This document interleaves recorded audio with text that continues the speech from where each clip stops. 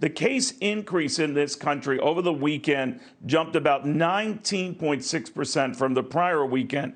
But the prior weekend, it had jumped 37% from the weekend before that. And the weekend before that, it had jumped 66% from the weekend before that. Now, this seems a bit monotonous here, but just to illustrate the point, those cases on a percentage basis have slid in just the last 3 weeks from a weekly increase at a rate of 66% to now about 19.6%. It's the trend that will be important to follow. Let's get a read on that from Dr. Sudip Bose. You might remember him. He's a favorite guest on this show. He was among those treating Saddam Hussein after we captured him, won a Bronze Star. Think about that, serving one of the longest combat duty tours for a physician in history. So this man knows of what he speaks. Very, very brave in the process. Doctor, let me get first your take on what you're hearing on these numbers. Are they encouraging to you? Is it the kind of stuff that would justify, if they were to continue, a partial reopening of a country and an economy? Or what else would you follow? Hi, Neil. Thank you for having me. Let's look at what's going on inside the human body. Essentially, what happens is if we're exposed, we create an immune response. We create antibodies in the form of IgM antibodies and IgG antibodies. You might hear this in the future.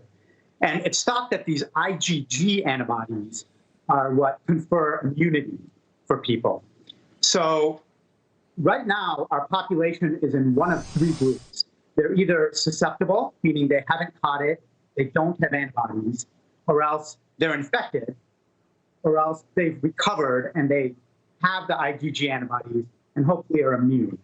So when we look at these curves, to answer your question, it's basically which of those 3 compartments are they in? Susceptible, infected, or recovered? And if everybody's susceptible still because they've stayed home, and then we open up the economy, they're going to go out and there will be another spike. I think there will be another spike.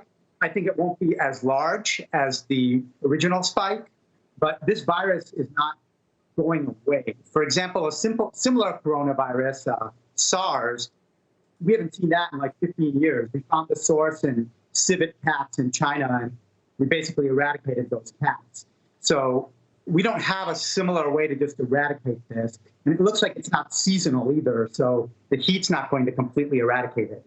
I expect this to be a roller coaster of multiple spikes, but they will not be as bad as we develop herd immunity.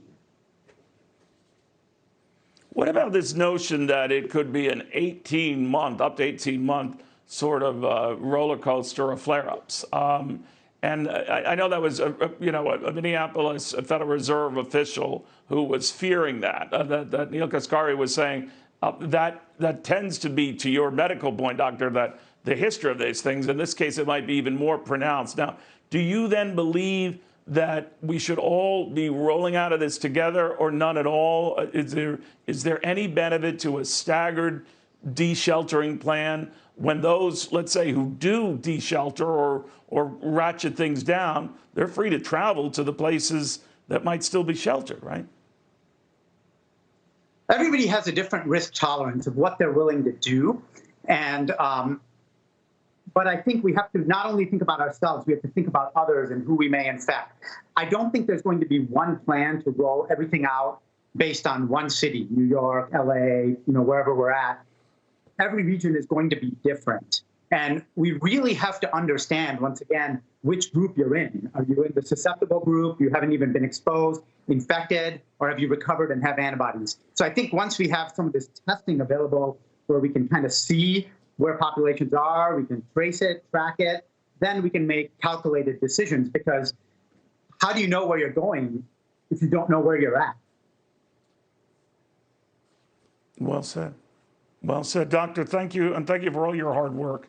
I know you don't get much sleep, but we appreciate the fact that, well, I guess you don't get much sleep. Thank you again, Doctor.